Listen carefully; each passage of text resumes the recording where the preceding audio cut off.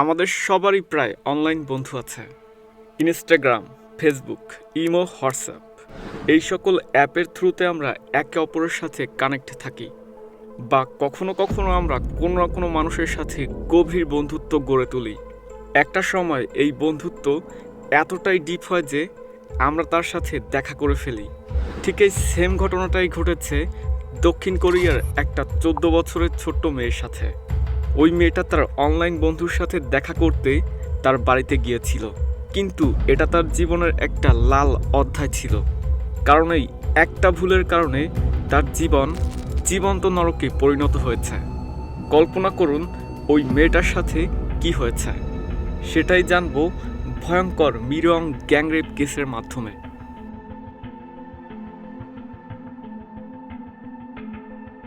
2003 সালে এই ভয়ঙ্কর গল্পের শুরুটা হয়। কোরিয়ার উলসান শহরে বসবাসকারী ওই মেয়েটার নাম হচ্ছে জয়। তখন কোনো না কোনোভাবে অনলাইনে পার্ক নামের একটা ছেলের সাথে তার পরিচয় হয়।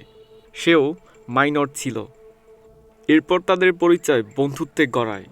প্রতিনিয়ত তারা মেসেঞ্জারে চ্যাটিং করত, ফোনে কথা বলতো, যার জন্য তারা একে অপরের খুব কাছাকাছি চলে আসে। বলা যায় তাদের মধ্যে একটা ভালোবাসার সৃষ্টি হয়েছে।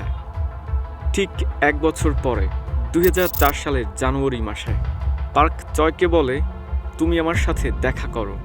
তো চয় এক কথায় পার্ককে বিশ্বাস করে ফেলে, যার জন্য সে উলসান শহর থেকে পার্কের বাড়িতে অর্থাৎ মিরং শহরে চলে আসে।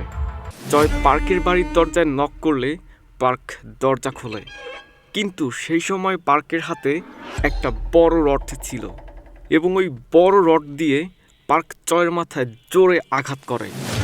সাথে সাথে চয় জ্ঞান হারিয়ে ফেলে। তারপর পার্ক তাকে টেনে হিঁচড়ে তার রুমে নিয়ে আসে। পার্কের সাথে আরও 11 জন বন্ধু ছিল। সবাই মিলে জয়কে এক এক করে গ্যাং করে এবং তার ভিডিও রেকর্ড করে রাখে। ভিডিও রেকর্ড করেছে কেন তা আপনি বুঝতে পেরেছেন? ব্ল্যাকমেইল করার জন্য, যাতে ফিউচারে তাকে আরও ইউজ করা যেতে পারে। অসহায় চয় কিছুই বুঝতে পারেনি যে এক পলকে তার সাথে কি ঘটে গেল।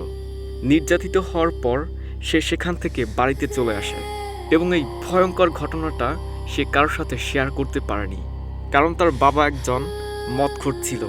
অতিরিক্ত নেশা করার জন্য তার মা তার বাবাকে ছেড়ে চলে গিয়েছে।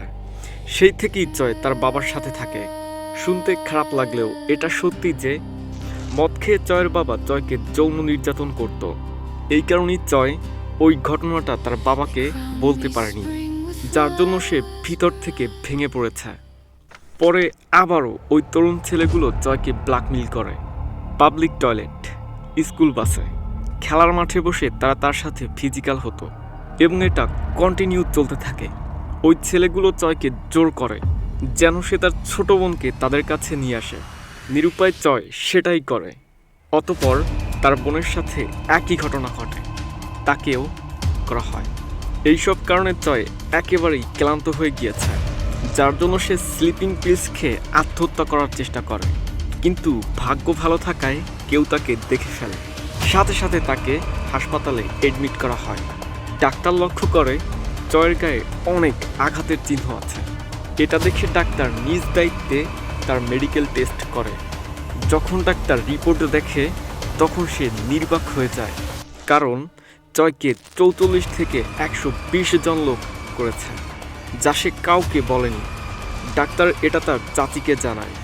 তাই জয়ের চাচি 25 নভেম্বর 2004 সালে লোকাল পুলিশ স্টেশনে একটা কেস ফাইল করে।